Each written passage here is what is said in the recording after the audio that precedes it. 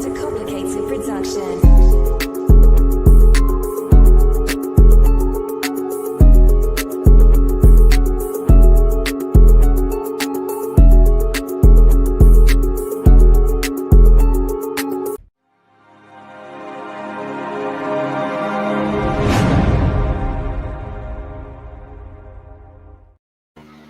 Yes, sir. Top of the top. Welcome to another edition of the Orange Juice and the Blunt for Breakfast morning show. 100%.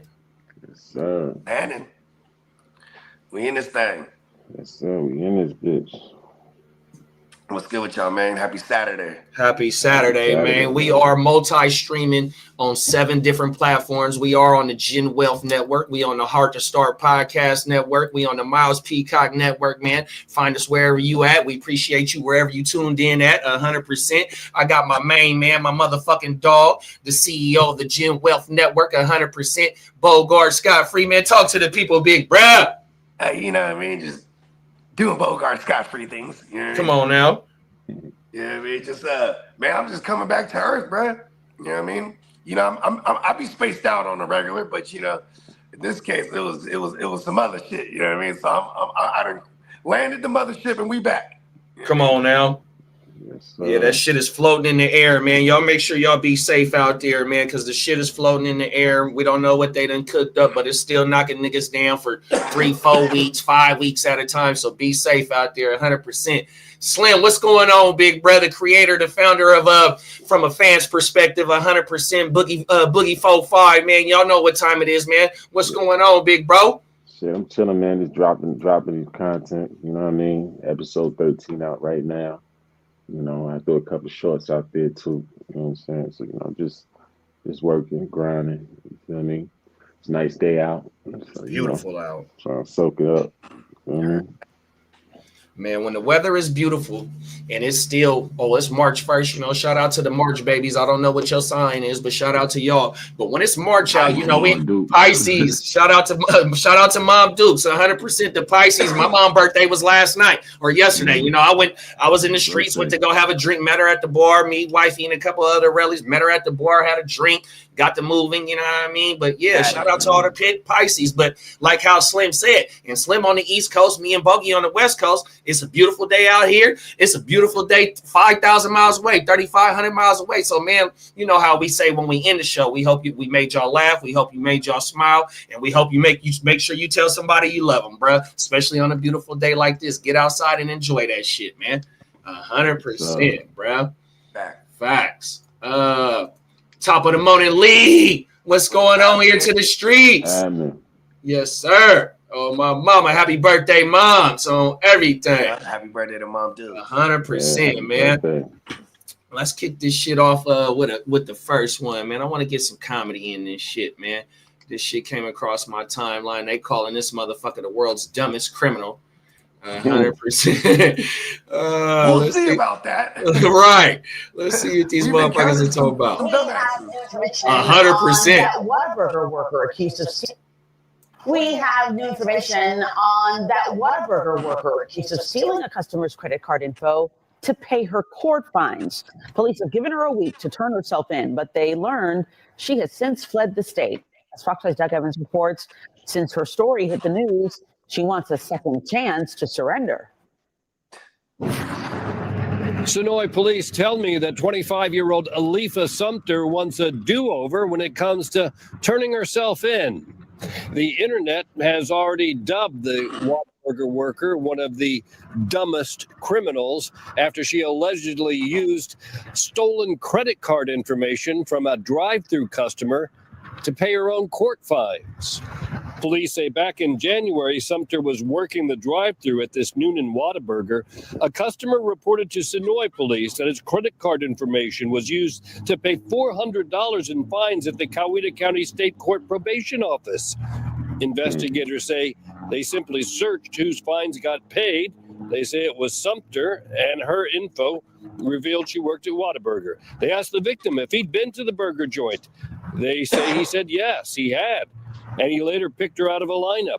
Coweta County took out a warrant for probation violation. Sonoy police took out felony warrants for identity theft and credit card fraud. Keep in mind, Sumter's probation was just for misdemeanor pot possession, so things have escalated significantly. Authorities gave her until Friday to turn herself in, but they say she didn't. On Monday, they learned she'd skipped the state. After her story appeared on Fox 5 and on social media, seemingly everywhere, police say she contacted them, asking to turn herself in on Wednesday.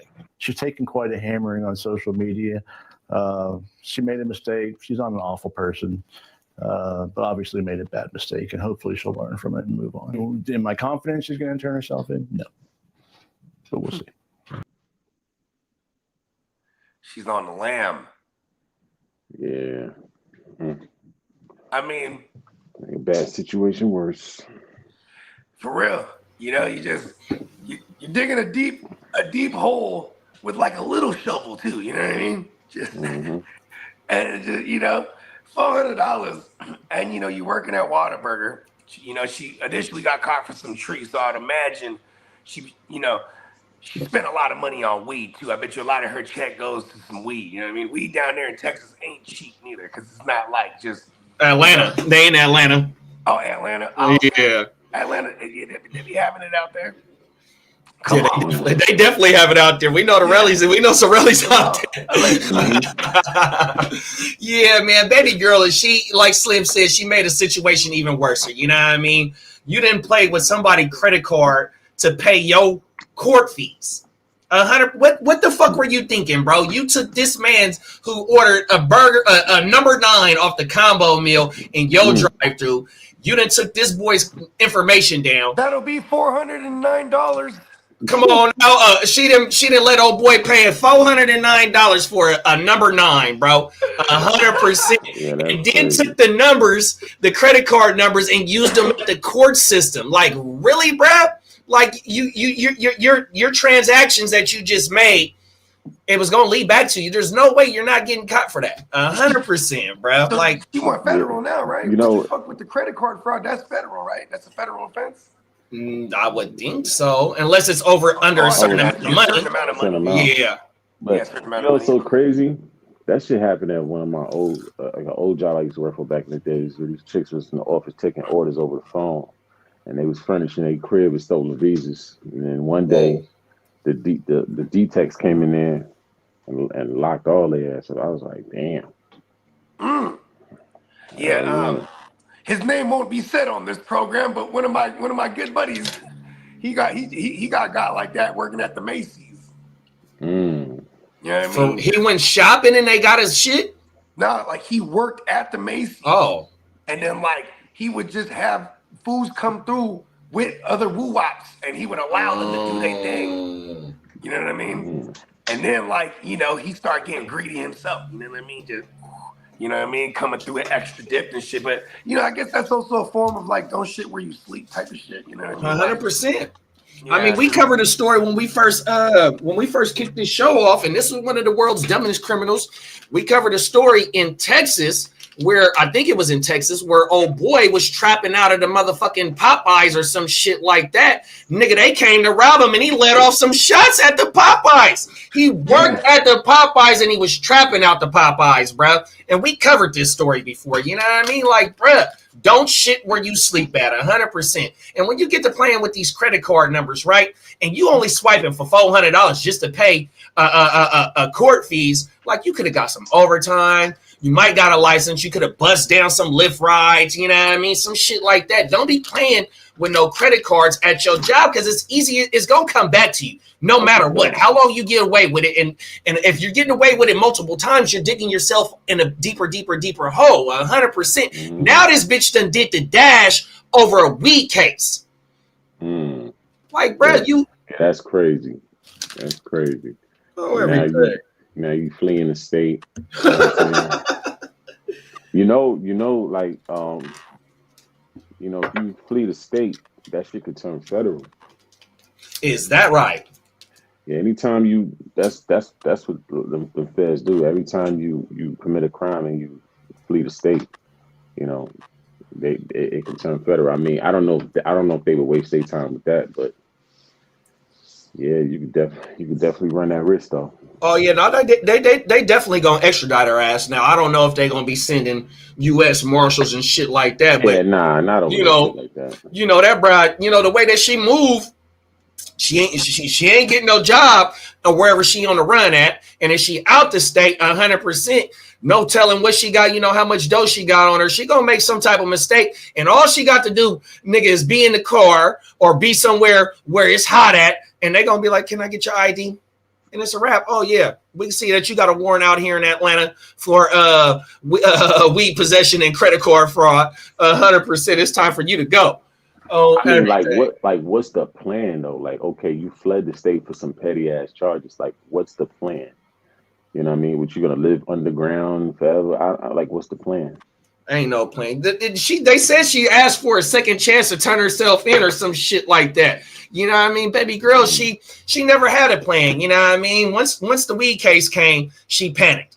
I don't know if they're gonna send me to jail for 30 days for a 0.5 or whatever broad had. She might have had a couple of O's. I don't know. You know what I mean? Whatever type of charge it was, it's just a weed charge. 100%. They're not finna sit your ass down unless you've been trapping. You got caught with the scale on you. You had the thing on you. You had a few P's on you. Then you might got some action at some time. Some 6 months at the county. I don't know. But whatever it seemed like she was doing, it wasn't gonna be no time involved. Yeah, that was just making a bad situation worse. 100%, bro. Oh my mama. For sure. If you do like to relax with some flour, you know what I mean, do it in the right way. Be responsible. You know what I mean? I know some of these states are still they're not 420 friendly, you know what I mean? But still though, you come across the right officer and you talk to that motherfucker right, he might let you go. She might let you go with the weed. If not, they just gonna step on it, boom. Get you on your way. You know what I mean? This is fucking medicine, man. You shouldn't have to be worried about no major crimes when it comes to this medicine. And that's one thing about the federal government that they need to go ahead and fully legalize. We can't have marijuana on the same schedule as cocaine, opioids, and shit like that. You know what I mean? This is a fucking medicine. If we want to go a little bit deeper on this story, pause. You know what I mean? I don't take no motherfucking pills. 100%. I ain't took no medicine, nigga, since 2015, since my daddy had his motherfucking his heart attack and his fucking kidneys. I only got one kidney, y'all. So certain medicines could shut down my shit, fuck my shit up, right? So I took the motherfucking learn from experience or learn by sight, learn from other motherfuckers' mistakes, like my daddy mistake. And we didn't talk about on the podcast of why his shit got fucked up. And I choose not to do that. You know what I mean? So, and what I'm going through right now, nigga, I could be a pillhead if I wanted to, as much pain as I am. But I don't do that, bro. I'm strictly to the flower. So to double back, man, the government needs to realize, like, bruh, some motherfuckers really rely on this shit, bro. Yeah. Y'all remember Montel Williams? He got a cannabis club here in Sacramento. Yeah, like he said because he was a big proponent for the early cannabis movements, but on the CBD and the edible side of things, because that fool was just off them edibles all day, every day. What did he have? Now that I don't know what type of sickness he had. I can't remember what he had, but apparently the edibles is what got him through it. You know what I mean? Because edibles is a whole different game now. You know what I mean? Than actually consuming flour like by burning it. You know what I mean? When you eating that motherfucker, that shit goes straight to your bloodstream. Yeah. Now you're I had a thing with these edibles called Corova. Oh yeah, Cordova. Yo, that made me never mess with edibles again. Hey, you know what their slogan is? You can't eat it in reverse. Yeah. But see, that was, I think is it Godiva or it is Cordova, whatever. Corova. It's called Corova. Corova, there you go. Mm-hmm. Yeah, that brand is some shit right there. Oh my god. Yeah, now because back in the days, you used to be able to get like a 500 milligram brownie or 1,000 milligram brownie. Now it's like you can only do 10 milligram per like serving. So they'll sell like bags of cookies now where each cookie. But then, I like that though, because then you can pace yourself, like go 10 milligrams at a time or whatever. You know never again. Yeah, I don't fuck with edibles. Yo, that shit had me high for 2 days. Yeah. Oh my mama. 2 to 3 days. Bro, I'm in the truck. Co-worker, he driving. I hadn't got promoted yet, so I'm still the other man in the truck, right? So I got, and my co-worker, the lead man, he happened to be somebody that I grew up, or he way older than me, but he seen me grow up, so it's family, right? So he already know what the time is when I come in that motherfucking truck and I'm like this. For the whole 8 motherfucking hours, bro. And this is the night from the night before, bro. I don't fuck with edibles, bro. Yeah, but I understand why people do. They give you that like nauseating feeling too, like 100%. Like you want to throw up, like oh my mama. Hey, it had me like this. So like for motherfuckers that got insomnia, which I don't sleep, you know what I mean? Motherfuckers that got an eating disorder, that shit should help should help with your appetite, you know what I mean? Mm-hmm. All types of shit, bro. You know, it's so many medical studies and shit like that help. You know what I mean? It can help with your PTSD. It can help with your motherfucking anxiety. You know what I mean? Because there's some flower or just any type of cannabis product that helps just fucking relax. And like how Cat Williams said on one of them shows, fuck it. Fuck that bill.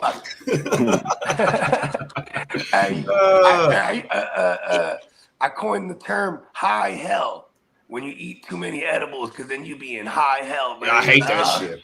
Oh no. Yeah, you want to get out of that shit. Like you got to go to sleep. That's the only way you go get up out of it. Not if you overate that shit. You gonna wake up high. Wake up high. Oh my. That's the overdose right there. That's how you overdose on the medication. Hey, that should be crazy. I'd be like, I don't think I can breathe. My girl's like, you're breathing right now. Like, oh, okay, word. So high. Oh my mom. I don't think I'm breathing. She's like, you're breathing right now. All right, word. Facts. Y'all got anything going out on this joint? Yeah, man, don't do stupid crimes. All you motherfuckers at the fast food joint, you know what I'm saying? Just, girl, I'm on to you. You know what I mean? Think before you do some shit though. Like think, like really think it through. Don't just. Because that looked like a spontaneous move. Like she didn't think that all the way through.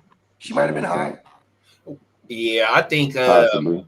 I think that she panicked. Like how Bog said, or I think you might have said it, Slim, that she worked at the Whataburger. This is in Georgia. I don't know what the minimum wage is, but it's a fast food chain, right? So she ain't making a whole bunch of guap. You know what I mean? Even though the cost of living down there is cheap, I ain't gonna say hella cheap, but compared to where I'm at, it's cheap, you know what I mean? So for her to make a panic move like that court fees must have been getting down, because you can only get 30 days or 60 days to pay your fees, and if you don't pay your fees, you can get a warrant. They can come and get your ass for not paying your motherfucking court fees. Bench warrant right there. Bench warrant on my mama. So my thing is like, to me, it wasn't a big case. So I'm gonna give the people some game, and this is what my daddy told me when I first jumped off the porch. Don't be riding and smoking. Because if you're riding and smoking in your car, that's probable cause for them to come in your car, right? And on top of that, if you're riding and smoking, and if you're the driver, nigga, that's a DUI. That's how I got my DUI, right? So let's go through some steps. This is a petty case. No matter how she got the case, this is a petty case. But if you're riding and smoking, or if you're riding with the work, put the work in the trunk so they don't smell it in the car to get probable cause, especially if you in a state that don't, ain't fully like that. You know what I mean? We got to be, you know what I mean? Even if you ain't trapping, you just don't want that interview with the motherfucker that got his store on his motherfucking shirt. 100%. So, just be smart. Like Brett said, you know what I mean? It was a panic move. Think about what you're doing 100%, whether is for personal use or if you're trying to get some guala out this shit. Just think about it, man, 100%. And don't get caught up off no stupid shit, man. Think 2-3 steps ahead before you make your first move. I mean, what she could have did was like, she could have had like a Square account, right? Where it's like where you could have it to where like you have like a $5 consulting fee or something like that, and just while you have like 30-40 customers, you just slowly but surely collecting little $5 thing unbeknownst to them, and they won't notice it as fast as they would a $400 woo-wop. You feel me? And then next thing you know, you got all these little Smurfs paying $5 at a time, and then you got your fees. You know what I mean? There could have been other ways she could have done this thing. But of course, man, she could have just doubled up, man. Got 2 jobs. Man, that's what I said, man. Go get some fucking overtime, man. You at a Whataburger. That motherfucker probably don't close till 12, 10 o'clock. You can pick up 4 hours or something. You know what I mean? 100%. So over a small crime, a misdemeanor, man. You done fucked your name off and then added some other shit because you fucking got shook. She going federal like E40. Oh my mama, that's the name of his album too. Federal. Federal. That's my dog. Shout out to Uncle E40, man. Yeah, shout out to Big Uncle. Oh my mama. Let's get into the next topic. My dog Slim gonna be able to give us some good insight on this shit right here, man. Oh my mama. You know, yesterday I seen the first wait. It was Thursday where I seen the first 18-wheeler Tesla on the road yesterday. Yeah, I never seen them on the road until yesterday. Oh my mama. And so we're gonna have to talk about some 18-wheeler like type shit, y'all. And you know, let's get into it. Because I know a lot of homies on the road. Oh my mama. Screen mass dealership. Buying a new truck in Massachusetts is difficult right now, and it's about to get a lot harder. See, truck dealers now need to follow a new rule and sell a certain amount of electric trucks. Dealers say the demand and the technology aren't ready. As WBC's Logan Hall learned, buyers will be caught in the middle. A lot full of trucks for sale, you won't find one from this year. We have customers coming in every day to order a new truck, and you know, the fact of the matter is, unless we have it on the lot today, we cannot order it. It's happening at dealers across the state, unable to sell new trucks because of a new requirement from the Healy administration that started this year. It states that 7% of new medium and heavy-duty truck sales must be electric vehicles. So once his inventory is gone, when these trucks are gone, it's it for Massachusetts. Vice President of the Peterbilt Stores New England Division, Matt Preston, says without long-range batteries and a lack of charging stations, there's just not a market to sell that many heavy-duty EV trucks. We really don't have the infrastructure in place to be able to accommodate that. Plus, we're very limited in the applications that we have for electric trucks, so it really restricts what we can do. Jason Mathers with the Environmental Defense Fund has a different take. He says these requirements are a step in the right direction. I think there's an urgent need, right, given the human health impacts, you know, right, for addressing diesel pollution. And I would say the technology, right, is ready and it's getting better every day, right? We've had over this past year about 35,000 trucks, zero emission trucks sold in the U.S.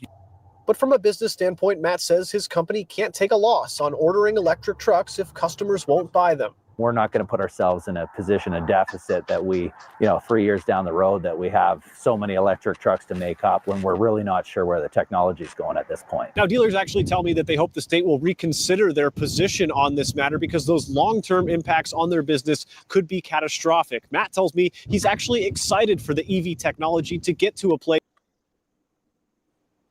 That shit crazy. Yeah, that's just stupid.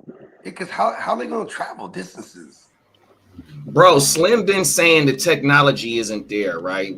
We've been talking about this EV shit for a long time, or for this whole we almost a year to this show, and Slim been saying it. And then, in the state of California, they mandatory in this shit, right? They done banned all the motherfucking small engines. By 2040, they want nothing but EVs on the lots. They don't want no gas powered cars, but we got people in the Senate or in the legislature trying to reverse that shit. But like Slim said, the fucking technology, and at the end of that clip right there, bruh said that this eventually probably gonna hurt his business, bruh. Let's talk about this shit, man. Because first of all, it's three things. It's not, it's no infrastructure. So they need to be talking infrastructure before they start trying to be heavy-handed with these policies. You have no real infrastructure for it. Charging stations, mechanics. You've been saying all this too, bro. Going out of state too. I would imagine a lot of these trucks, right? Like they going in and out of state. Like look, the average Tesla takes like 30 to 45 minutes to charge. So how long is it going to take for a semi to charge, which a battery is going to be way bigger than a Tesla? That's number two. Number three, the there's not cost effective. You know what I mean? Because they said about, I guess I'm gonna just go off the Tesla Semi. They said that there's a 300-mile one and a 500-mile one. No, you need a 1,000-mile one, but a 500-mile one, and then you got to sit there. You got to get to an electric charging station, which after 500 miles, you be ready to shut down and go to sleep. That's a day. That's a day's. That's 8 hours right there. Yeah, that's a day's worth of work. So you be ready to shut down and go to sleep. And 8 hours, shit, it might be 9 to 10 depending on traffic. You know, everything, it varies. There it is. There, see. So and now you're only going about 55. You're supposed to only go 55. So it's like your average 500 miles is longer than somebody that's driving a regular car going 75. Right. Yeah. Then on top of that, it's not cost effective because the maintenance, like, you don't have mechanics that can work on that just as of yet. Diesel mechanics that can work on EV trucks just as of yet. So where you're gonna go to the dealership every time, like, and then that all depends on the type of warranty you have, because some costs are not covered under a powertrain warranty. Mm-hmm. You know what I mean? Like wear and tear parts. You know what I'm saying? And then we have trucks now that had back orders on shit because of COVID and shit like that. People are just bouncing back from that. So it's just stupid for these states to be heavy-handed with that, because it doesn't make any sense. You know what I mean? When you build an infrastructure, when you make fast chargers that can charge a truck in, let's say, 30 minutes or less, really I would say 20 charging stations. Because time is tight when you running like, say you over the road and you running a load. Time is tight. You don't have 45 minutes to sit there just charging the truck. Right. And then not to mention the other trucks that got to get charged. So you might need so now we're talking like a giant ass like Costco sized lot where you could have all these trucks charging simultaneously. Yeah.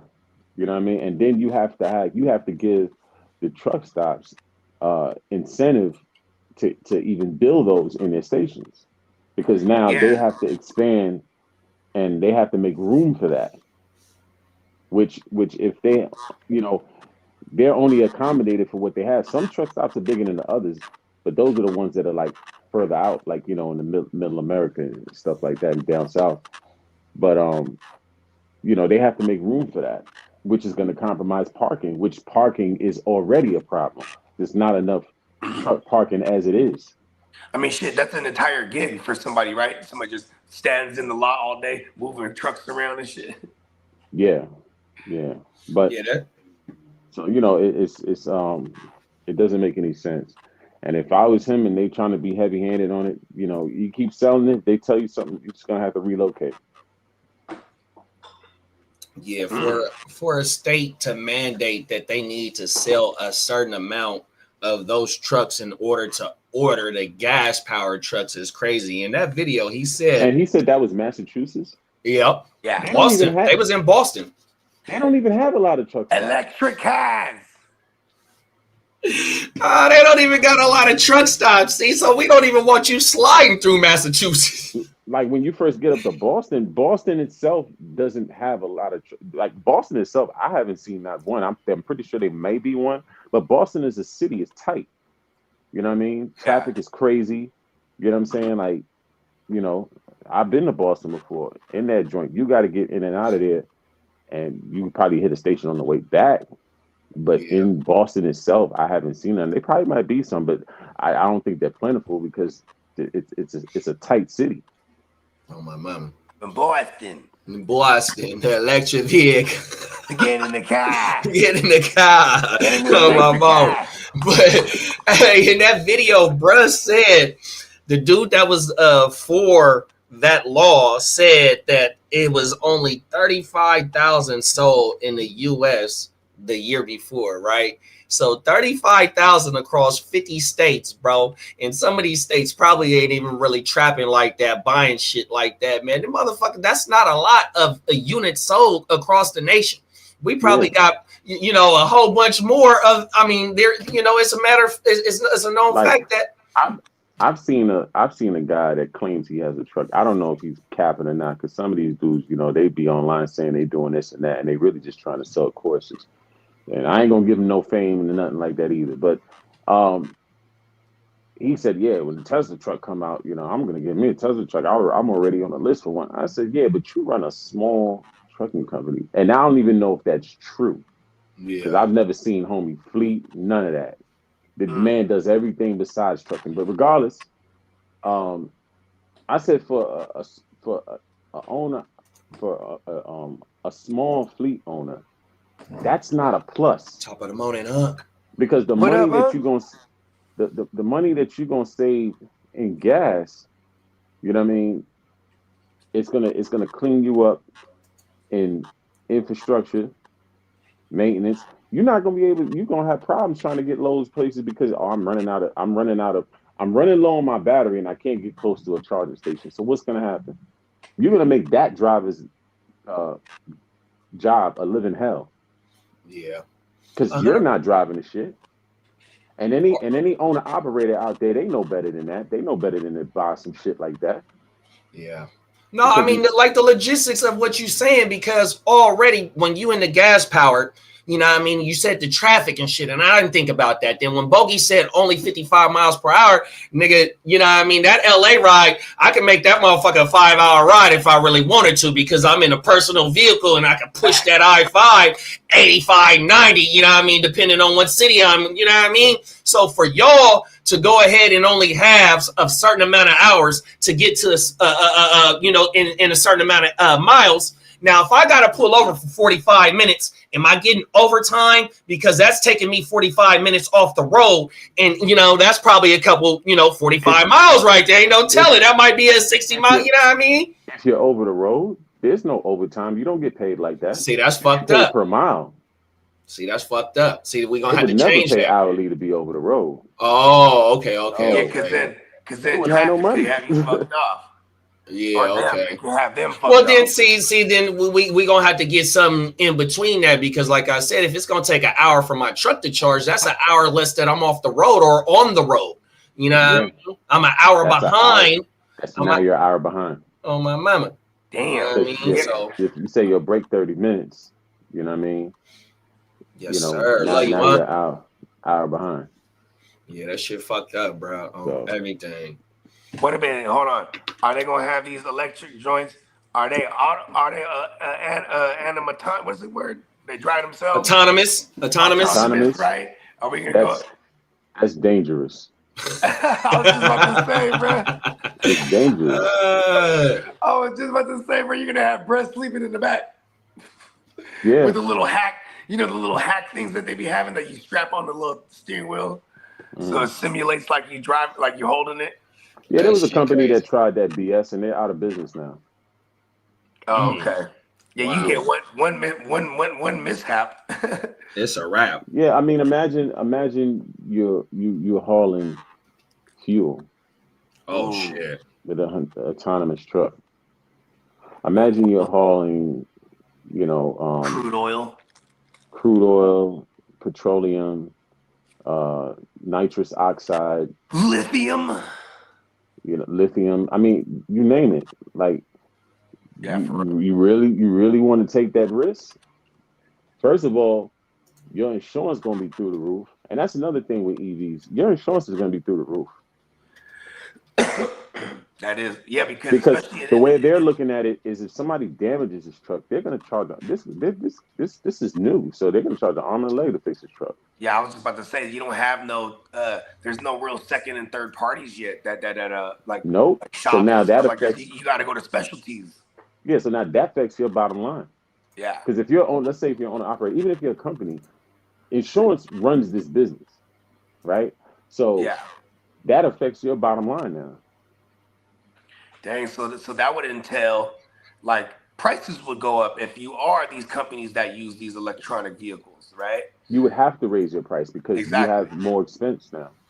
And then for a place like Boston, like you said, where they don't really have what do they call that, stations or whatnot, or yes, truck stops.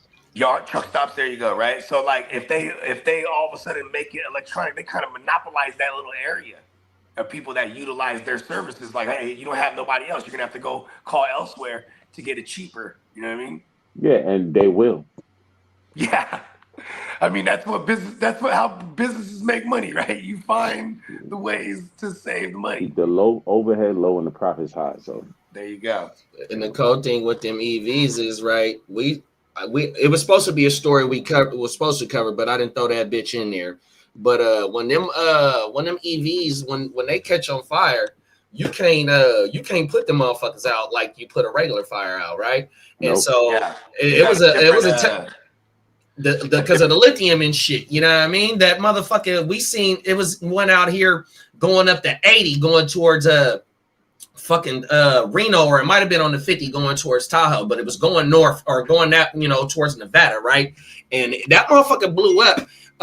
And they had to let that bitch just, you know what I mean, just let that bitch go on my mama.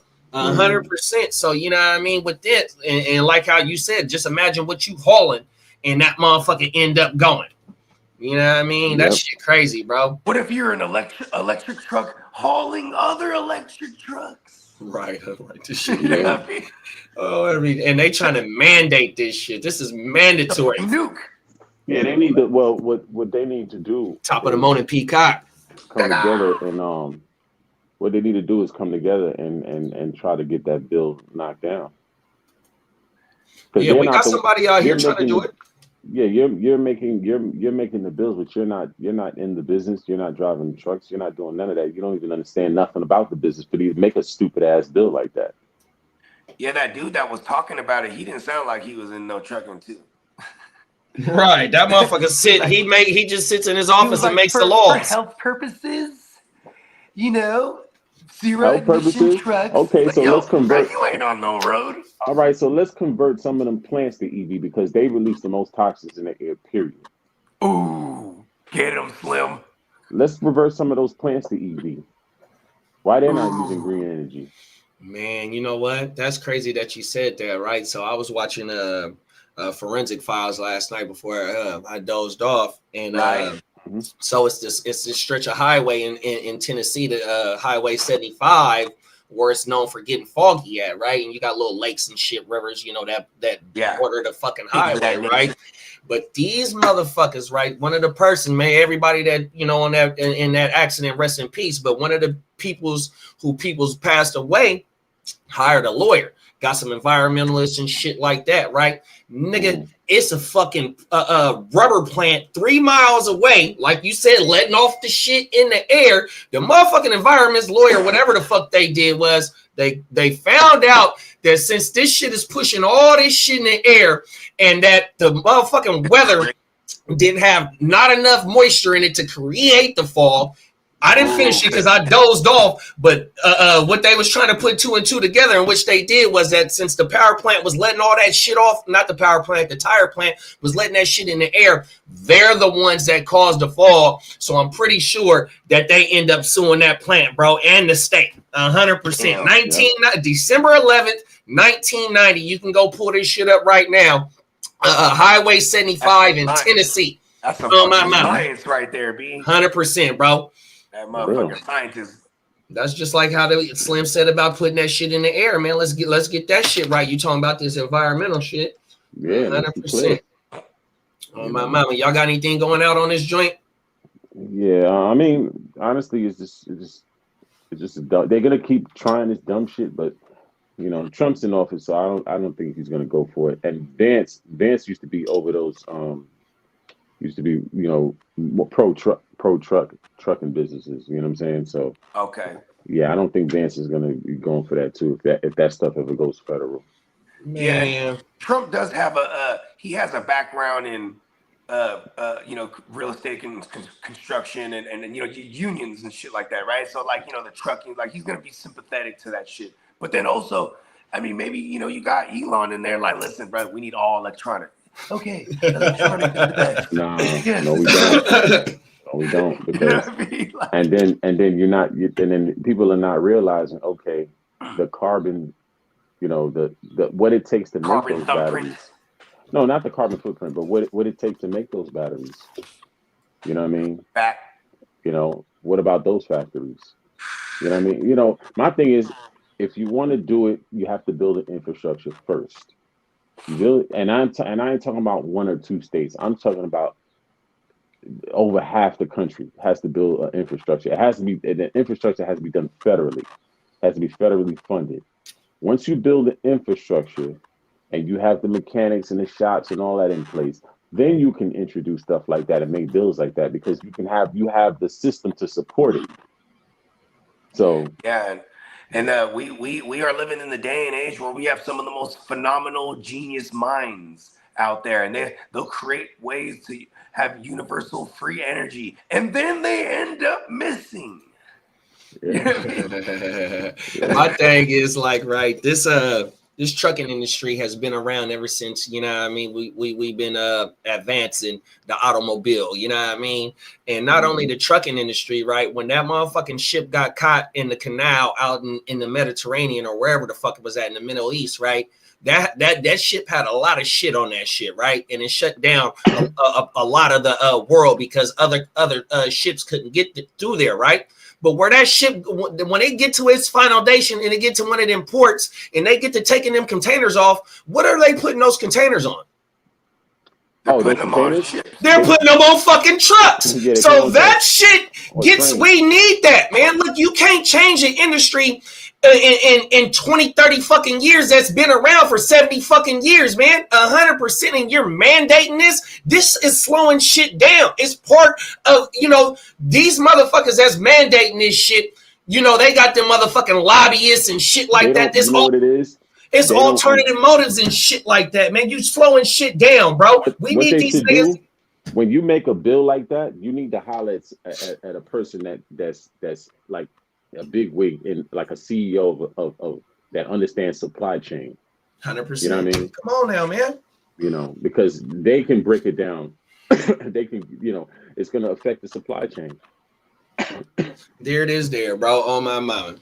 Facts. And that's what's pissing me off about it, because it like I was just talking, like we was talking off camera about, you know, my little business, you know what I mean? And how this pertain to my business is you can't buy gas powered shit no more out here. Man, I don't want to be riding on my truck with hella batteries and woo-wop this and switching shit out woo-wop when I could just pour gas and you know what I mean? Come on now. This shit bullshit, but you know, that's a different show for a different day. Yeah. Oh, my mama.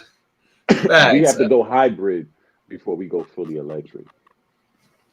On everything, bro. You know, and in order to go hybrid, which is like half the vehicles is gas, half the vehicles, half the stuff that we use is gas, half is electric, you have to have the infrastructure, period. 100%. Facts. You know, so. Yeah, before you could have so you basically, they got to have a preference before you make it mandatory. You know what I mean? Like, okay.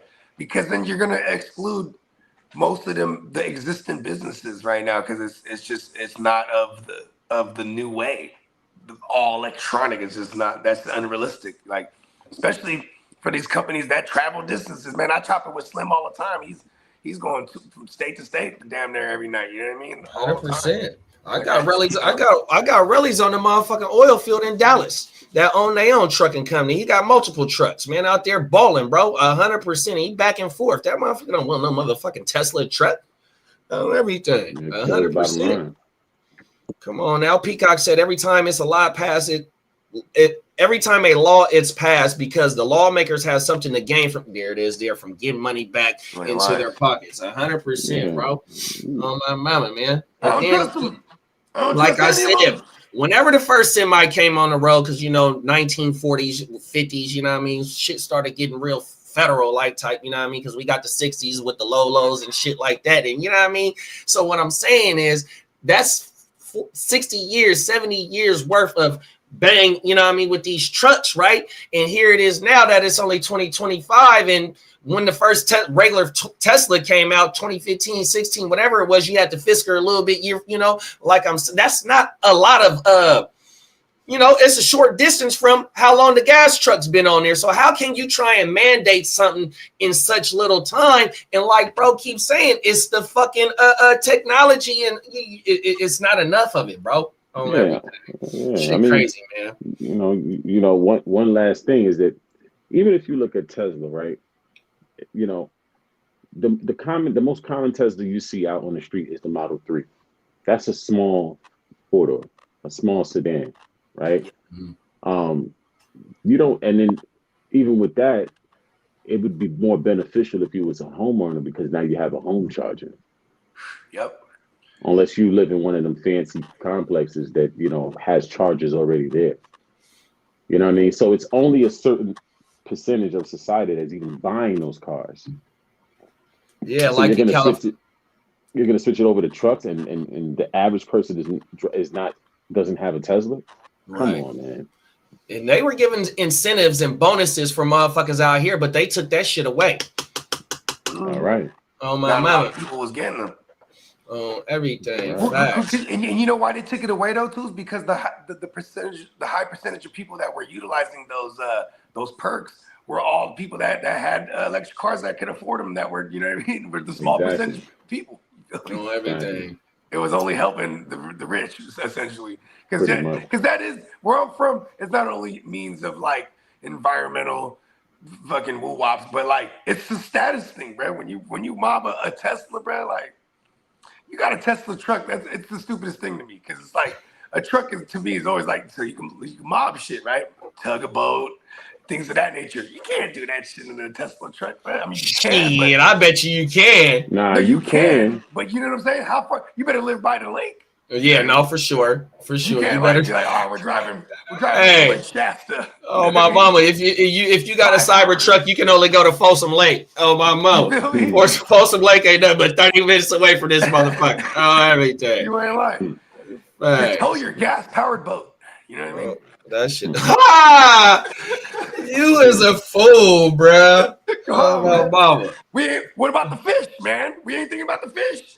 Come on now. Oh, everything. Let's get into this last joint, y'all. I got some shit cooked up. It's gonna be like a 4-minute video, but this a damn home ownership. 75% of my white counterparts own a home. That ain't by accident. The entire tax system is designed to encourage home ownership. You write off the mortgage payment. You write off the depreciation. You'll be able to depreciate this building, by the way. This is the tax write-off. You get the appreciation. You get all the value creation. But only 44% of black people own a home. I curse people out about this. Like, what are you doing? You're renting some with money you don't have and places that don't want you to impress people you don't know about shit that don't matter.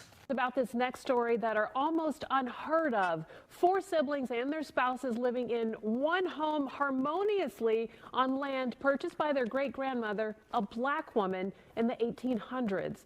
Now, we first told you about it in 2017, and you know, over the years, this may be the story I've been asked about most. I was out and about covering something else when I virtually caught up with Harvard grad, Houston consulting executive, and former Alvin Ailey dancer Reggie Van Lee, who built the house for himself and his sisters. The story behind this mansion is just about as stunning as the home itself.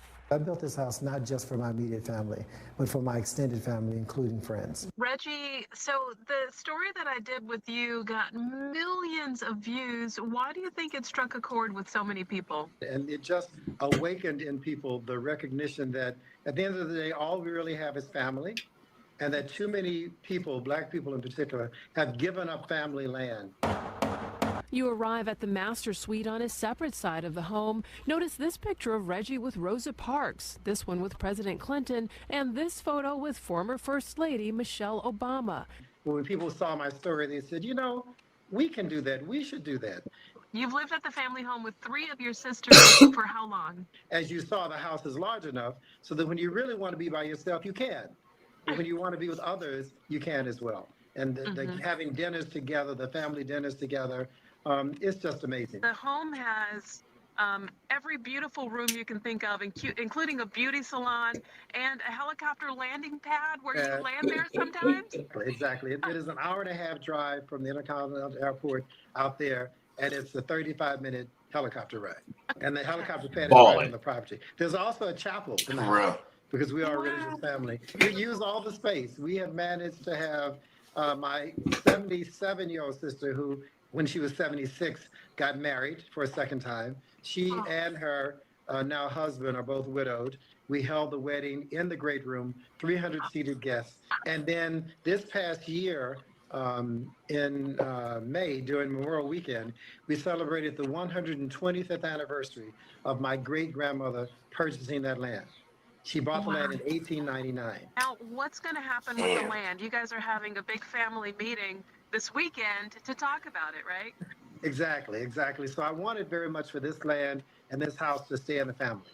And so in my will, it says that no family member lives in the house. The house actually goes to the Texas Historical Society. It's not going to be a situation where Uncle Reggie dies. Talk about it. Everything and split the money up, especially in these times when there's so many forces of evil against us as people and against people coming together in love as opposed to being divisive. I think families should try to be the ones to send that message of togetherness. Boom. Oh, I forgot to remove the cap cut. But yeah, though, man, give me your thoughts on that shit, man. Okay, so what I wanted to know is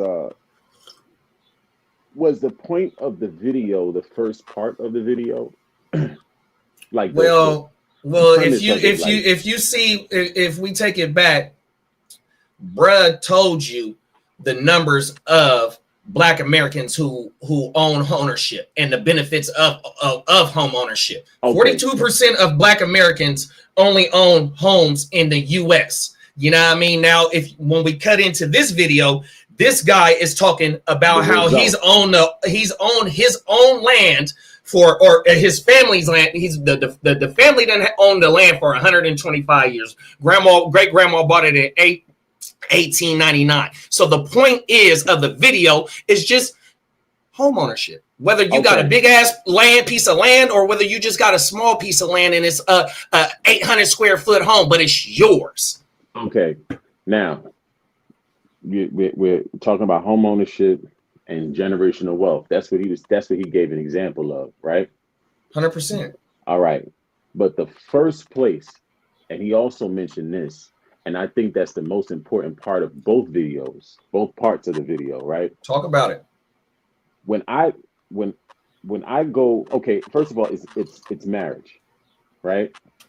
Now, when I go, like I've traveled to like other affluent neighborhoods and stuff like that. Most of those homes are 2-income households. Yeah. You know what I mean? So the thing is, the first key to generational wealth, it starts with marriage. That's why, and then if like in the Black community, the divorce rates are high, marriage rates are low. So that's why there's less people buying houses. You know what I mean? No, I disagree with that because it's 7%. When you got a 7% rate right now, and they making you drop 50,000, 100%, and then the inventory is so low right now because in California there's not enough houses, 100%. You know what I mean? And part of another at the end of the video, bro was saying that we giving these houses away that we inheriting for pennies on the dollar because of the gentrification. That's what he was talking about at the end of the video. So, you know what I mean? And I see it through this whole community where I'm at. Even on my block, it's only 3 original families that still have their homes. You know what I mean? Whatever it is. I'm talking about the generation of where we're at right now. See, that's the thing is though, like the way that it is though, you know what I mean? We can talk about marriage all we want to, but some of us are buying homes by themselves.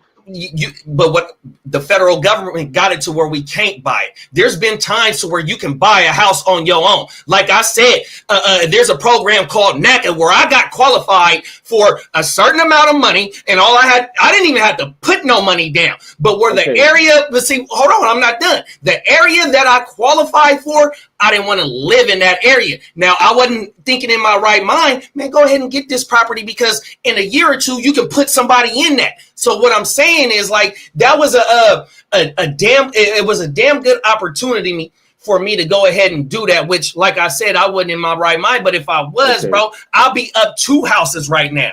All right, but this is the thing, like, because to have this conversation, I need to know some facts. I can't go off opinion. You know what I mean?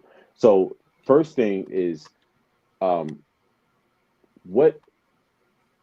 is the amount? What is the income for Black people in the 1%, 10%, 20%, and the 8% and the rest of the percentage? Like, well, I'm gonna tell you like this: my income qualified me enough. My income before I was in where I'm at right now, my income qualified me to buy a house by myself, 100%. Okay, and now when you're talking about a house, you're talking about you have property tax, you have insurance. Some people have PMI, especially when you use when you got an FHA loan. When you have an FHA loan, you will get PMI. You have PMI, and then you also have the maintenance of the home, right? 100%. But Brad just said you can write off the depreciation. You can write off the depreciation. Let me land right here, right? So if you like majority of people in America making between $42,000 and $50,000 a year. That's the majority. You know what I mean? So a single person that's making within that amount can afford a whole house by themselves. Bro. And hold up. And not to mention, a lot of them have kids. You know what I mean? And other expenses, car notes, school loans, if they went to school for whatever. You know what I'm saying? Mm-hmm. And not so that's piled on top of the maintenance of the house and whatever the expenses the house comes with. So can the majority of Black people that make an average salary afford an entire house with maintenance by themselves? 100%, easily. I don't agree with that. And it depends on where you live too, though. 100%. If you want to go, but look at my guy right here. My guy Peacock says it also depends on where you live. This guy in Texas, where you can easily scoop and buy land and homes, in my opinion, but you just gotta have the capital to do it. I think it's fairly easy in Texas, Tennessee. It just depends. You know what I mean? If I wasn't addicted to this California lifestyle, and California living is a real term, 100%, bro. If I wasn't addicted to it, I could go to Nevada right now. I could sell where I live at right now and go to Nevada. I can go to Arizona easily, even though the property taxes is going to be a little bit more, 100%. But I can, if I wasn't in my health state, I can go to any state, bro, and go get it, 100%. Fact. In San Jose, bro, to own a single family home in San Jose, you gotta have 2 6-figure incomes. A single family home, and we're talking like 1,800 square feet to like 2,200 square feet. That shit is whack, bro. You know what I mean? All right. So now, even when you go out of town, right, the stuff is switched around. So if the rents are high, in places like California, New York, the jobs are paying good. The jobs are paying good, right? Yeah, but that's where you budget at, bro. If you budgeting your job, no way. If you working 8 hours a day, bro. Let me land my point. The jobs are paying high, more than what you get paid if you were living outside of these big cities, right? So when you go to down south and to cities that are cheaper, yes, some of the real estate is low because not all of it is cheap, right? But the opportunities can be less than a big city, and also the pay. So a lot of people have to take a pay cut. You understand what I'm saying? Because I have people that did both. You know what I mean? Yeah, like when we moved out here, you know, it's 2 hours out the bay, and you know, part of it when moving out here is my girl's a nurse. She was like, you know, we had to make sure she get the bay rate, because you know what I mean. We ain't finna just move out and then chop it down. The lifestyle chop. We're moving out here so we can have our lifestyle and own shit. You know what I mean? Yeah, but own what shit I'm saying has been the campaign slogan. You know what I mean? And that shit took damn near a decade to get. to get to the point where we could even get in a position. And there it is there. With you with the partnership, because like me and my girl, we're not married legally, but at the same time too, we were even advised not to. Like, don't get married just yet, so you can get this, and that loan. You know what I mean? We're like, word. You know what I mean? Because we've been engaged for hella long, but it was like, but as a partner, you know what I mean? It went from we're saying for a wedding, like, nah, we're gonna get a house, and then we're gonna flip that house and get another one, and then you know what I mean? Like, and that shit was the illest shit that I was ever able to get across, because you know what I mean? Now this is the thing. Partner. You can't. I can do it by myself, and vice versa. This is the thing that I'm trying to get to, right? All right. So now, how many single people that make an average salary can comfortably afford a house without, you know, and that means that after all their bills are paid, they have money left over to save, to invest, to take trips, to do stuff, to, you know, and we're not even talking with kids. We're talking about by yourself. You might be able to pull it off by yourself, but it's going to be tight. I mean, when we first copped the houses, bro, we're over here eating top ramen. You feel me? There you go. And it was the same thing for my peoples. You know what I'm saying? But would you rather own the house, or would you rather be paying rent right now? I mean, it depends. I'd rather own. It depends. It depends. Because listen, for me, I did too. If you asking me I spent personally, over $250,000 on rent. Just knowing that number figure pisses me off. It was like, enough is enough. You know what I mean? Yeah, but my thing is, for me, it depends, because to me, a house is not an asset if you're living in it. It's only an asset once you sell it and you make profit on it. So it's another bill. You understand what I'm saying? Yeah. It's instead of rent, it's mortgage. Exactly. You feel me? Not to mention, you're responsible for every single thing as opposed to renting. And then once you start putting money into your house and your property appreciates, you know what I mean? And if you do happen to pay it off into your lifetime, and you do have kids and you want them to go ahead and live for free, that way they don't have to struggle with the weight that you got that's in order to get this property, and they get to pocket all their money that they make out of their 8-hour day, out of their 25-year career. That's called generational wealth too. And so when you in certain spots too, though, right? So you can get maybe in North Carolina, South Carolina, wherever it's at, these certain states, $190,000 loan for a 1,000 square foot house is probably only going to be $700 a month. Yeah, but where are you living at? Are you accessible to anything? Bro, you're outside of Charlotte. You're outside of wherever big city. You might have to make the sacrifice. Raleigh is not cheap. You might have to sacrifice a 45-minute ride, bro. But see. Those are the two biggest cities in North Carolina. Okay, well, so what I'm saying is, though, bro, you know what I mean? If you do want that type of lifestyle, and you want to own, and you can't attain it in a California or something like that, and you've been on your grind, and you working, and you trying to stack, and you stacking for a house here in California, but it's not feasible, and say like motherfuckers they work from remotely, or they have a trade or some type of skill or something like that, bro. You can pick up and go if you do got your money right and you got your credit right and you want to go attain the American dream of owning homes, of home ownership and passing it down. We just seen like how bruh said. But you know what I mean? But this I mean, is for thing, me, the right? irony is like when I kept having more kids, I was like, all right, I need a bigger place to put these kids, you know what I mean? And you know what I'm saying? I gotta own that motherfucker now. Now the thing is though, is that when you're looking at these $700 mortgages you're talking about, they're not close to the big cities. They're in rural areas, right?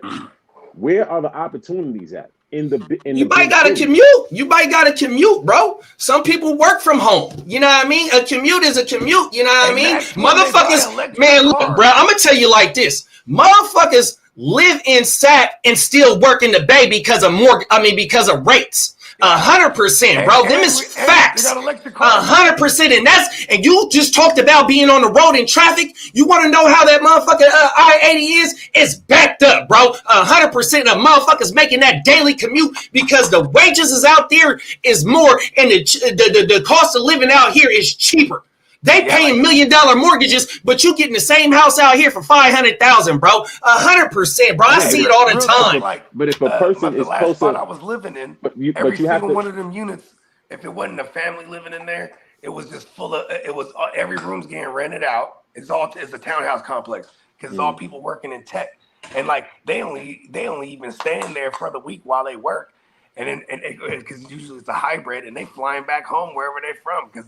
That's how it was, and they pushing all of us out. That's from there, because it's like if we want to own, we can't afford it now. So it's like we had to move out to the outskirts, and then 9 times out of 10, they still drive. Like my brother-in-law, both my brother-in-laws, they still work in the Bay, drive down there. You know what I mean? Got my other brother-in-law, he got an apartment down there just so he can have a spot to stay at. But see, he caking up though. He got a job that pays that crazy that he can have this apartment there and have the electric cars to go back and forth, and you know what I mean. But live out here to live large. You know what I mean? My thing is this, right? It all depends on what you're doing, because Tony Yayo and Vlad had the same exact conversation last week, and Vlad was like, "Yeah, he paid $180,000. He was living in some fly shit, but he rented for a minute before he bought a house." And he said, "Why? Because I'm closer to the opportunities that pay my business, that help me build my business." Yeah, so I he need bought to be out close in to LA it. and he bought out in New York. I can't be way out in the boondocks, and I got to be here at a certain time, and I got to do business here all day or 5 days a week. You see what I'm saying? So it all depends on your situation. And he said the way I offset the cost is the money that I put a lot of my money in stocks. If investment accounts can outperform a person having a single family home any day of the week, as far as the growth, you understand what I'm saying? Yeah, because the market for the housing that shit is what's fucking it up right now. That's what I said. It's a 7% rate, and there's not enough inventory. 100%. That's why they doing that. And then see, the local government says when you can and you can't build. 100%. And then let's talk about the video in my situation. Y'all already know what I'm talking about. Where I'm at right here. Yeah. It got a shitter. It got a tub, it got a shower, and it got a sink right here. Y'all know what I want to do with it. Right behind me, y'all know what I want to do with it. Even though my property ain't as big as the video that we just seen, but y'all know what I want to do with it. I want to have multiple livable quarters on my property for my peoples, bro. 100%.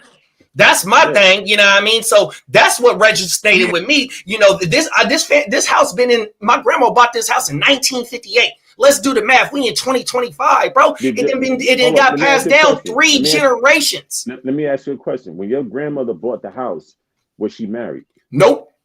So she bought her and grandpa wasn't together. She bought this motherfucker on her own. She worked at the aviation center at McCullough Air Force Base, bro. Grandma did her thing.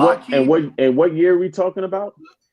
Inflation. You can do the math. If the house was 50,000 then, let's do the inflation. I don't know the numbers. 50,000, 60,000, $50,000 now. But let's do what the money was in 58 until now. You can calculate what $50,000 was to what it is now, bro. And with the inflation rate, you can do that. Let me do the Bowie thing. That's about $2 million. I'm gonna say this. There's not too many single people 50,000 then with average incomes that's affording a whole house with all expenses by themselves. You know what I mean? There's a program called NACA. If you go do your homework, there's first-time buyer programs that help certain motherfuckers. NACA help people in the fucking hood to keep their houses from re-gentrification. 100% gotta slide you in there. Yeah, but at the end of the day, what is NACA exactly doing for those people? They're helping you buy the house for nothing. So you buy the house for nothing? Not technically nothing, but you get in there. You get in there based on. They get you in there based on your income. 100%. And I was a person by myself, single male with the income, and I don't make a lot of money. 100%. This is in the state of California, city of Sacramento, bro, by myself with the NACA program that helped minorities get houses in certain areas to keep the area from getting gentrified. Boom. You qualify, bro. And I don't make no money, bro. I make pennies. And how much was this house? Bro, it wasn't a house. I got qualified for a certain amount of money, which it was only 2 areas in the city of Sacramento where the money that I got qualified for, I didn't want to live in them areas. 100%, bro. It wasn't. It was a certain couple $100,000, bro. 100%. I just ain't finna. And that's the case for most people. You know what I'm saying? As far as them having an average income and wanting to get a house. You don't want to get a house in the same hood that you grew up in, or any hood. Whoa. You know what I mean? That's not a true statement. That's not a true statement. Most people that bust their ass that work, that's going to take that sacrifice of a 30-year loan, do not want to live in the ghetto. Let's be serious here. Unless they only require you to live in the house for a year. Okay. They only require you to live in the house for 1 year. And there's going to be somebody that needs to rent the house no matter what time of the day, what time of the year, no matter what month of the year. Somebody's looking to rent a house right now, and you only got to live in it for 1 year, and you getting the house on the low. And when it comes to rent, you set the standard of what the rent is at your property, bro. Come on, man. But there's something called comps. You can't just put the rent at whatever and think it's going to get rent. Bro, comps for in real estate. You rent a house. That's the average mortgage or the average rent around the entire area. So if you're renting $500 or $200 or $300 more than that, that makes it a lot harder for you to rent that place. And second of all, is that if you have an average income, you're going to rent the house out. Then you're going to do what? You're going to take out another mortgage, right? To go get another house. Exactly. Okay, so now come on now, bro. Come on, man. So now you got somebody paying. You're not paying for 2 houses because you got somebody in the house that's paying the mortgage, the property taxes, all that, bro. You're not paying that. That's what's in the set price. You have to make sure that rent is within the comps, though. And that's, bro. But that you're not. If it's 20 houses on this block and they all renting for $1,000 a month, and you say I want $1,600, $1,700 in the same area, how many people do you think are going to flock to your place to rent your place out? Bro, if you got your mortgage at a certain amount to where the rent, because the rent, if you got your credit straight and all that shit, your mortgage is not going to be what rent levels is, bro. If you get into the right deal, bro. It also depends on how much. But at the same time, 100%. you have to make profit. But on a first-time buyer, and you got the programs, your down payment. Debt to income ratio. Okay, so if you get in this house and you barely pay nothing, you're definitely going for a 30-year loan. That's fine. Okay, so now you have to make profit with your rent because that house comes with expenses. It's not just the rent you're paying for. Yeah, I know that. If it needs a new roof, if it needs a new walls, new this, new that, you have to have the money for that. Something breaks, pipe busts, boiler busts, you have to have money for that. So if you're not making no profit off of that house, yeah, I mean, you do get to write a lot of that off, or not completely, but you know what I mean. You get percentages, and that just depends on what type of mortgage. Writing something off lowers your tax liability, but they do not take it out dollar for dollar. No. Just because you wrote $1,500 off doesn't mean you get $1,500 less on your taxes.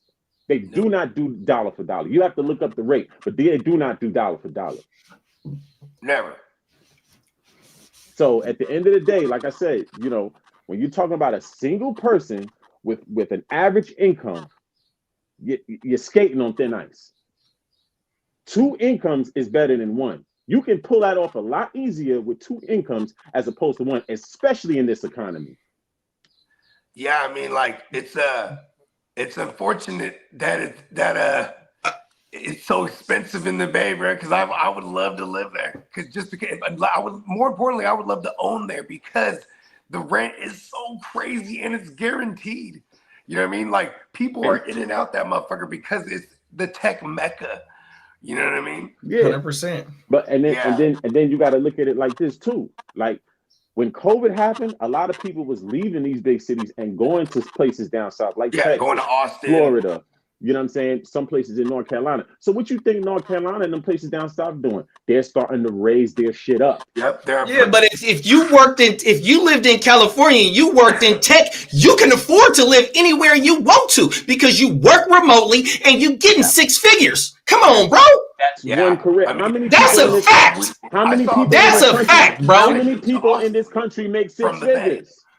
Bro, we just talked about a certain industry. You just said the people from California going to going east and down south, bro. And them is people that's coming from the tech industry, bro. When COVID hit, they can pick and choose wherever they want to, bro. But I'm talking about the majority, not the minority. Yeah.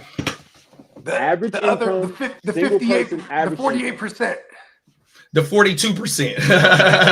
Right. 40%. Oh no, what it is so only 42% of Black Americans own houses. So the other 58.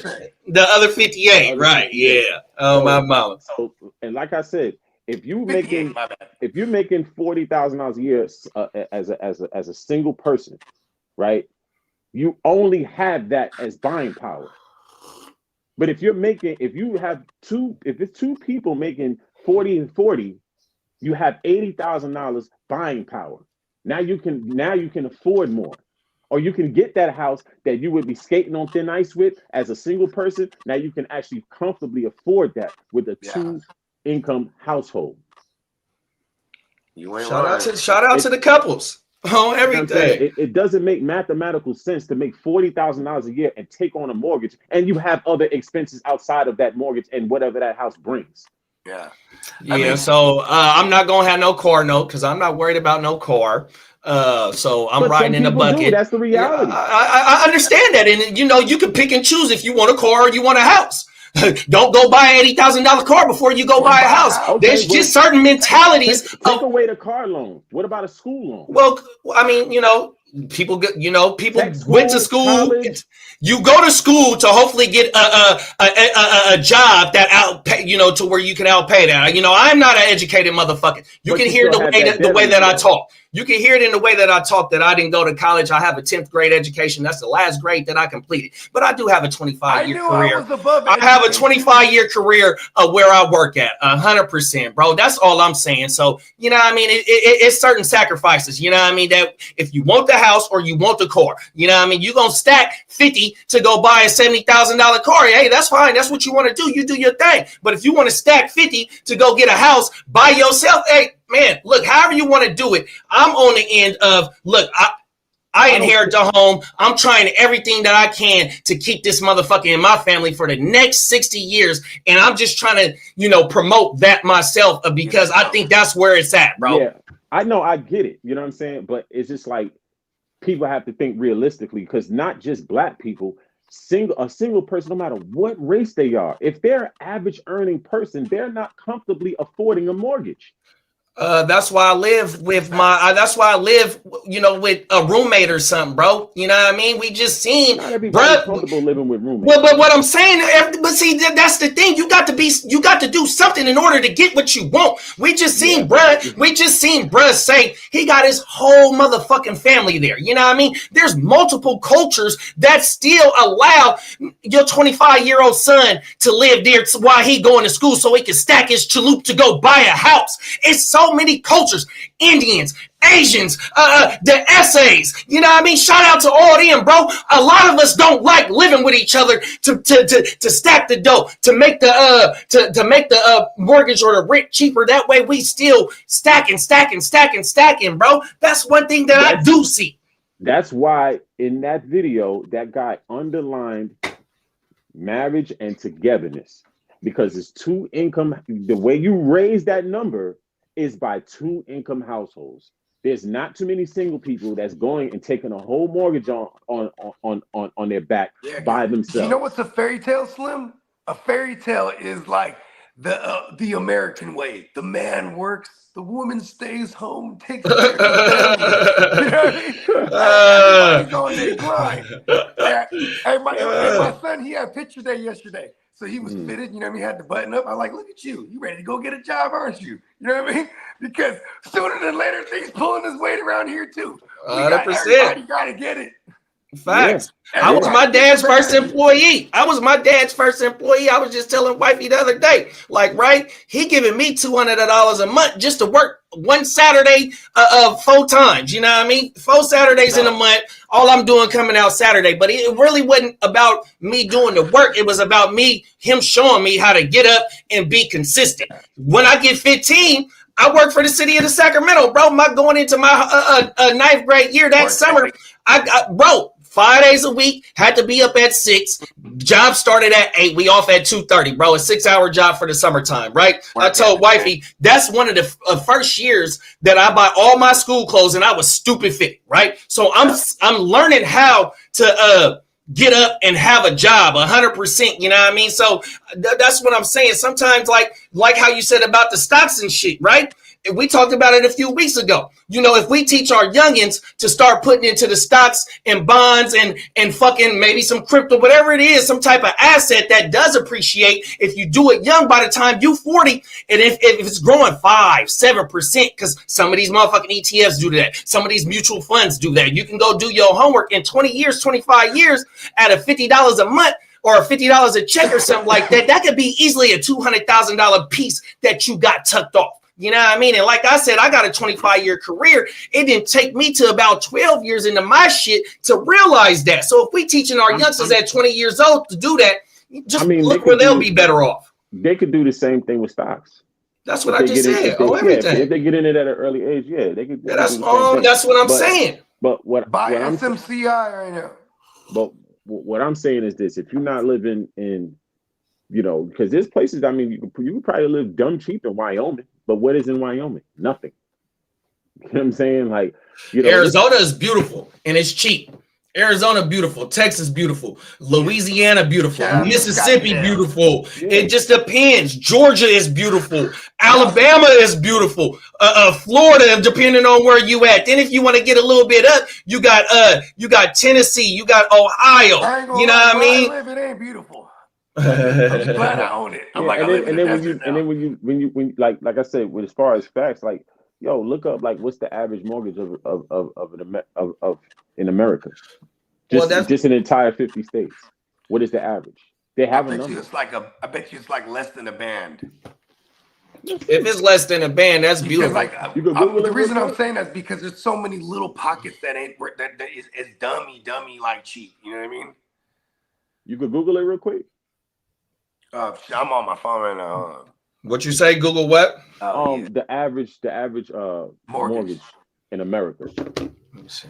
Yeah, because I'll try to open up my computer, but it'll snap my headphones. So it's like Cali in New York is expensive. So like I think we're gonna raise the averages. Yeah, that's not the majority of the country. So exactly, that's what I'm saying. I think it's less than a band. There's only like 5, like think about 5 or 6 big cities. You know, the rest of them, you know. So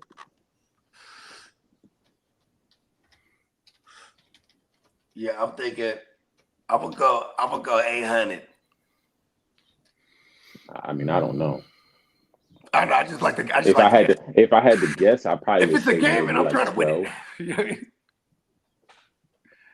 If I had to guess, I'd probably say like 1,000, 1,200. You know what I'm saying?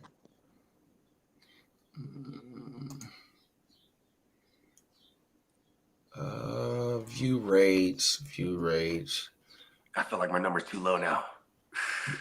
I'm gonna lose this game. Average course. 5-year ARM. Mortgage rate. It's just showing me. Maybe look up family home, like average. Yeah, you got. Yeah, I don't know if you got Chat GPT. Oh, okay. I do. What's the name of that shit? That Chinese one that's whooping America. DeepSeek. Yeah, I got DeepSeek. I was kind of weary with that, man. I'd be scared to use them motherfuckers. I ain't gonna lie. Yeah, the only time, like the only time we ever fucked with I ever fucked with ChatGPT is every time I'm in the studio because I'm on the studio computer. You know what I mean? Yeah. The PC, the one that's meant for all that shit. You know what I mean? Yeah, you know, it'd be some kind of drawback to some of these apps. You feel me? I'm like, they want something. I'm like, yo, I don't want they want our data. That's what they want. 100%. They want it all. This is clear, cut, and dry. They want the data. Okay. That's why you gotta invest in a lot of these tech stocks right now. Like my man's in them, they're going crazy off this SMCI right now. They're like, listen, This motherfucker. Okay, here we go right here. The average cost of a home mortgage in the USA can vary widely depending on several factors, including the loan amount, interest rate, loan term, and the borrower's credit profile. As of my last update in July 2024, here are some of the general insights. Interest rate. Mortgage interest rates fluctuate based on economic conditions as of recent trends. Average 30-year fixed mortgage rates have been around 6.76, between 6 and 7%, while 15-year fixed rates are slightly lower. Monthly payments. For a typical 30-year fixed mortgage, the average monthly payment can range from $1,500 to $2,500, depending on the loan amount and interest rate. For example, a $300,000 mortgage rate at 6.5 interest rate would result in a monthly payment of $1,896. So then they're $1,900. So 15. So you say 1,800, right? But we're saying 1,500 being the minimum. Yeah, and then 23. They said from 15 to what is it? 25. 15 to 25. Okay, so if you break down, let's say you break down let's say a $50,000 a year salary. What's the take home on that? Like what? 40? Well, do the numbers. Say the numbers again. A $50,000 salary. Okay, and the take home on. So 23, 25. So we're going with 25, right? We're just talking for the mortgage, huh? No. I'm talking about out of 50. Like you figure, what you making? What's that roughly like? What 3,000? Let's say what 12, 16, 24. Okay, let's say like a little over $4,000 a month, something like that. I was about to say it's 40, right, for the year, basically. Yeah, 42,000 is like an average, like between 42 and then 50. Yeah, so you're gonna take home less than 10. I'm saying every month you're taking home. Oh, every month. Oh yeah, break that down. $4,000 or less. Yeah, so bad. 1,500 going to mortgage. You know. See, and that's why you got to be slanging on the side. You feel me? You're saying your salary will get ate up quick. You know what I mean? That's what I'm saying. Your salary will get ate up quick. Now, and we're not even talking about school loans and a car note or whatever the case may be. Even if you have your car maintenance, car insurance, bills in general. You know what I'm saying? Yep. Added on top of that, groceries. You know what I'm saying? So when you and this is a single person we're talking about. We're not talking about nobody with no kids. So when you talk about that, mine ain't doing nothing right now either, bro. Yeah, but I'm saying when you talk about that, like it's like you're skating on thin ice. You need cushion when you go to take on a home, because any day something can happen. I ain't gonna lie to you. You might have a smooth 6 months, a smooth year, and then boom. If it wasn't for the COVID, bro, and everything shutting down, because the way me and my lady's lifestyle was traveling, doing all kinds of shit, all of a sudden we're not doing nothing but stacking. That's the only way we was able to even get the first house. I swear to God. See what I'm saying? And let me ask you. I got a question for you, Bogey. So, and I got the COVID rate. And if I don't know if too many motherfuckers know what the COVID rate is, but compared to what the COVID rate was in 2020, 2021, compared to where it is now, that's like 5%. So back in just 5 years ago, you was getting a 3% rate, 2.5% rate. Yeah, shit crazy. Mm-hmm. I mean, at a time where people couldn't work. Yeah, and look at this. Look at this. The first crib. If you already had a mortgage, it was beneficial because you could refinance. At 3.1. Man, shout out to Peacock in the chat. I remember the first house me and my lady bought. That's why. That was one of the questions. It was like, you gotta hustle, bro. I locked in at 3.1%. Like, yeah, hell yeah. And 100%. then look at this. The second house we got, we locked in at 4.5. That shot up to 7, bro. Trust me, then, I know. Then we couldn't. Then all of a sudden we couldn't fucking. We weren't qualifying for this loan that we were getting now because the interest rate shot up. So then I had to watch it and then buy that motherfucker down when it got. I remember that. You know what I'm saying?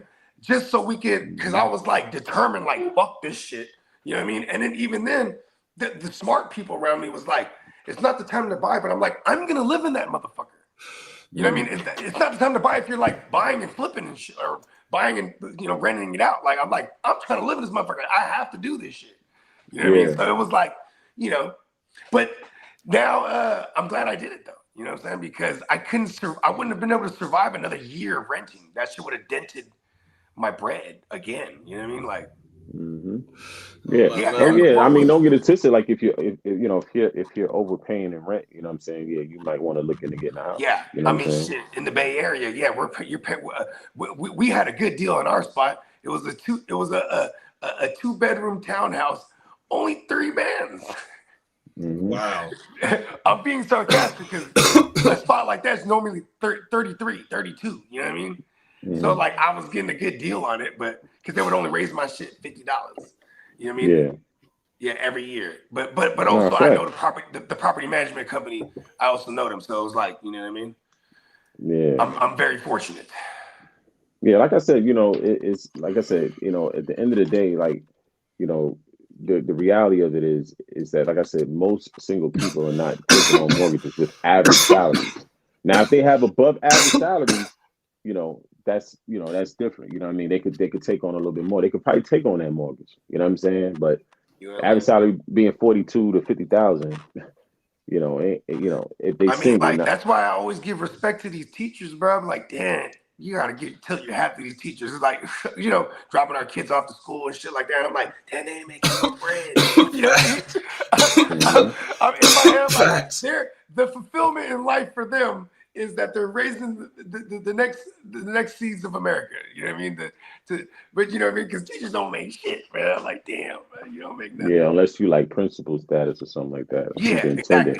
They be disrespecting our teachers out here, bro. You have to go up the ladder. Librarians, they make 6 figures when you become like an actual librarian, go to school to get the degree and all that shit. Like, 6 figures. I was like, oh, word.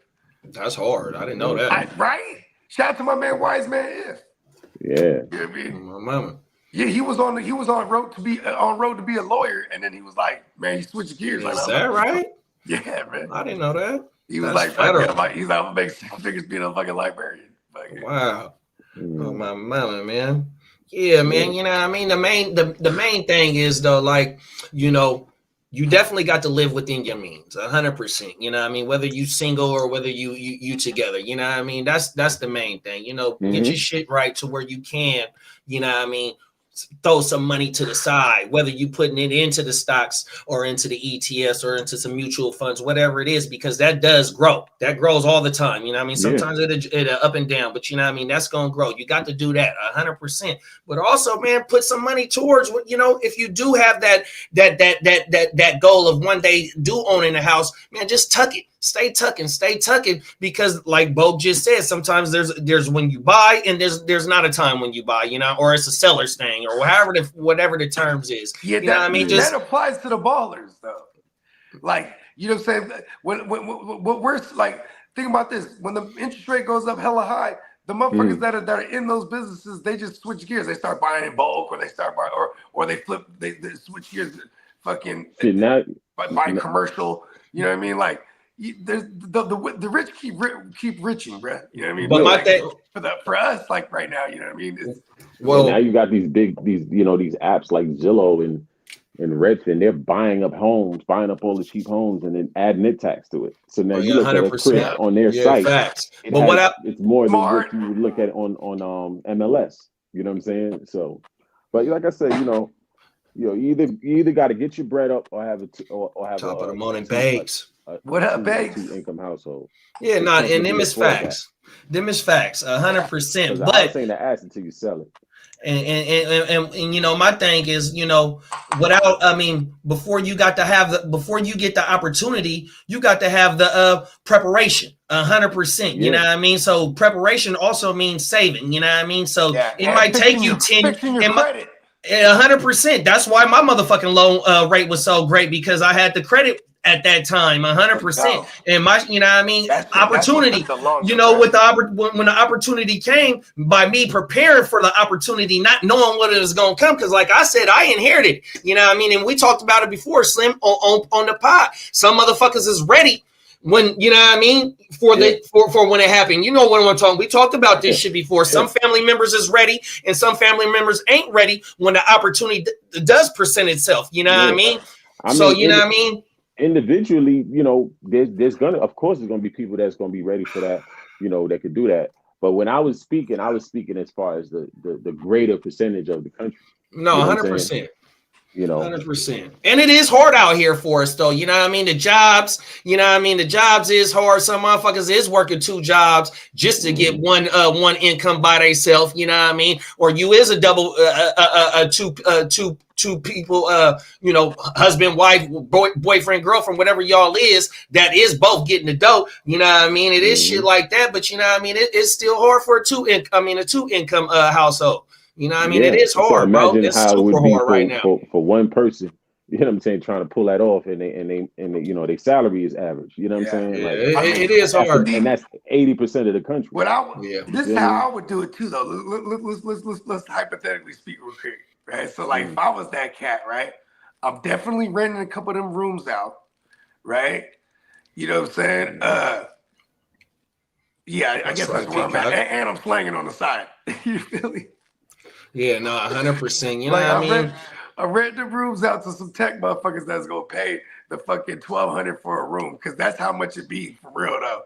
Sometimes, you know what I'm saying? Like, like a band. Shit, it's more than that, because they paying $1,200 for a bed out here. Man, look, bro, they got 3 beds, and a bed is 3 beds, 2 beds in one room, and each motherfucker paying $1,000 for that bed. Let's go. Oh my mama. Hey, we got a bed. I know motherfuckers that's trapping like that with these houses. Yeah, no, for sure. Oh my mama. Yeah, man. You know, preparation meets opportunity. You know what I mean? That just means saving. You know, 100%. And I know it's hard. You know what I mean? I know it's hard out here. Sometimes the solution is you just got to make more money. Yeah. You know what I mean? And like, I mean, you got to change the lifestyle up too. Because I'm telling you, like, that's the blessing that came with COVID for in my personal life. Because like, we didn't do anything. Yeah. You know what I mean? And you start to realize how much you like. We had years of not doing shit.